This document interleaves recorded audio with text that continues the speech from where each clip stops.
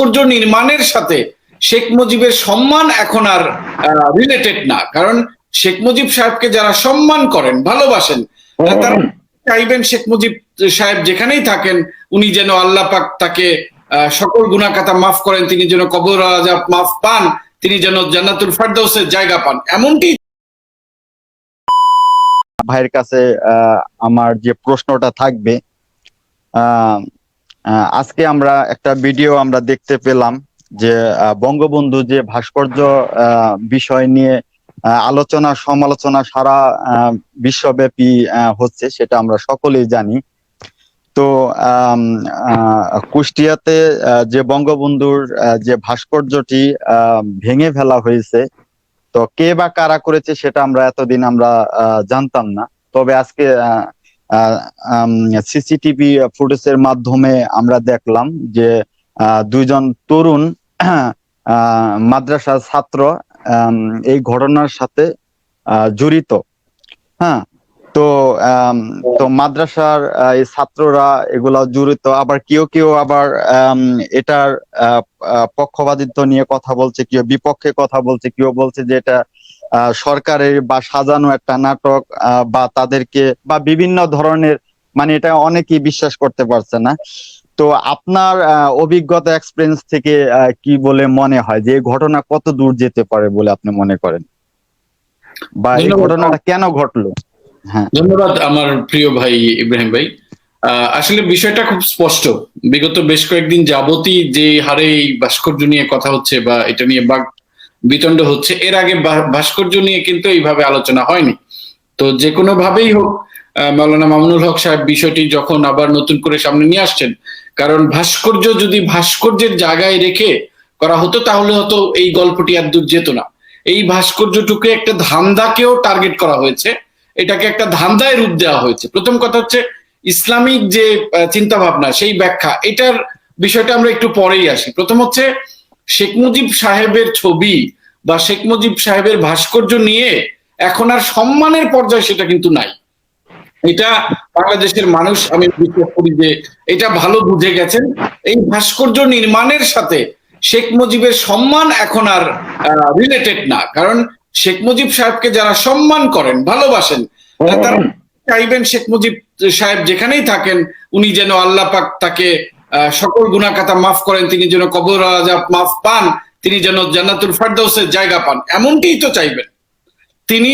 যেখানে স্কলাররা বলছেন যে মূর্তি যদি হয়, সেটার যেভাবে আমরা এর আগে দেখেছি, আপনি দেখবেন যে একটা স্কুলের ভিতরে আমরা দেখেছি যে শেখ মুজিবের ছবি টানিয়ে সেখানে ছাত্রছাত্রীরা ফুল দিচ্ছে, এটাকেই তো পূজা বলে, তাই তো? তো এই ধরনের ব্যাপার যখন বাংলাদেশে প্র্যাকটিস শুরু হয়ে গেল, তখন কিন্তু এই আমাদের সকল স্কলাররা এই ব্যাপারে কথা বলা শুরু করলো। এই ব্যাপারটি আজকে এই পর্যায়ে চলে আসছে। আমি মনে করি যে বাংলাদেশের মানুষ বিবেকবান, আমাদের দর্শকরা যারা দেখছেন তারাও বিবেকবান।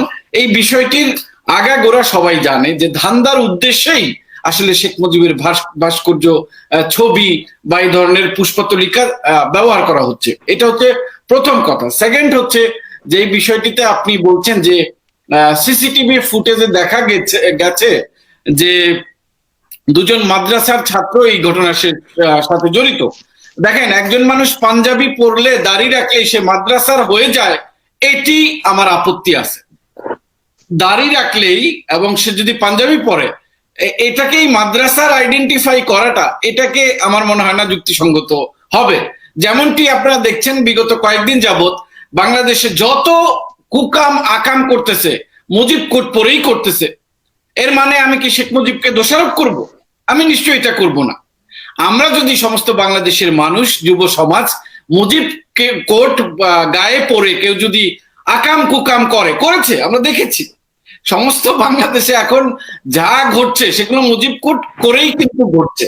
এখন এর মানে আমি বিশ্বাস করি না যে মুজিবের আদর্শ এমন হতে পারে। সুতরাং আমি আপনার ওই প্রশ্নের উত্তর এখানেই দিচ্ছি যে কেউ যদি পাঞ্জাবি অথবা টুপি পরে এই ঘটনা ঘটিয়ে থাকে, তাহলে সেটাকে এইখান থেকে আগে সরিয়ে আসতে হবে যে এটা মাদ্রাসার ছাত্র বা মাদ্রাসার কোনো নাম এখানে আছে, এটা হইতে পারে। আর যদি হয়ও যে যারা এই ঘটনা ঘটিয়েছেন তারা দুজন মাদ্রাসায় পড়াশোনা করে, তাহলে সেটি মাদ্রাসার ওই দুইজন ছাত্রের উপর যাবে। সমস্ত বাংলাদেশে যারা মাদ্রাসায় যে ছেলেপেলেগুলা লেখাপড়া করে, আমি বিশ্বাস করি তারা অত্যন্ত ঠান্ডা মেজাজের। তারা এই ধরনের কথাবার্তা বা এই ধরনের আক্রমণাত্মক ভঙ্গিতে কখনোই যাবে না, কখনোই যাবে না। কারণ আপনি কখনোই দেখবেন না মাদ্রাসার ছাত্রদের, এর আগেও আমি অনেক আলোচনায় বলেছি যে বাংলাদেশের সমস্ত আকাম কুকামের পিছনে কিন্তু ইংলিশ মিডিয়ামের ছাত্রদেরকে খুব কম বয়সে যে কোনো আকামে জড়িত ইংলিশ মিডিয়ামের ছাত্ররা হয়, নর্মাল বিশ্ববিদ্যালয়ে কলেজের স্কুলের ছাত্ররা হয়। সেখানে মাদ্রাসার ছাত্র বা ছাত্র ছাত্রীদের যে শিডিউল, সেই শিডিউলে কিন্তু এই ধরনের আকাম কুকাম নাই।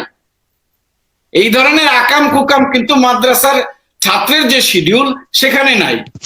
একজন মাদ্রাসার ছাত্রের যে শিডিউল থাকে সেখানে কিন্তু প্রথম কন্ডিশন থাকে যে সে তার 5 ওয়াক্ত নামাজটা আদায় করবে আগে, তার দিনের কর্মসূচি থাকে এরকম। সুতরাং আমি টোটালি বিশ্বাস করি যে এই ধরনের ভিডিও ফুটেজ যদি লিক হয়ে থাকে সেটির দায়ভার কোনো কারণে মাদ্রাসার উপর যায় না। একই সাথে আমি বিশ্বাস করি মাদ্রাসার ছাত্ররা এই ধরনের ডেসপারেট ভূমিকা কখনোই পালন করবে না। ধন্যবাদ আপনাকে। জাযাকাল্লাহ।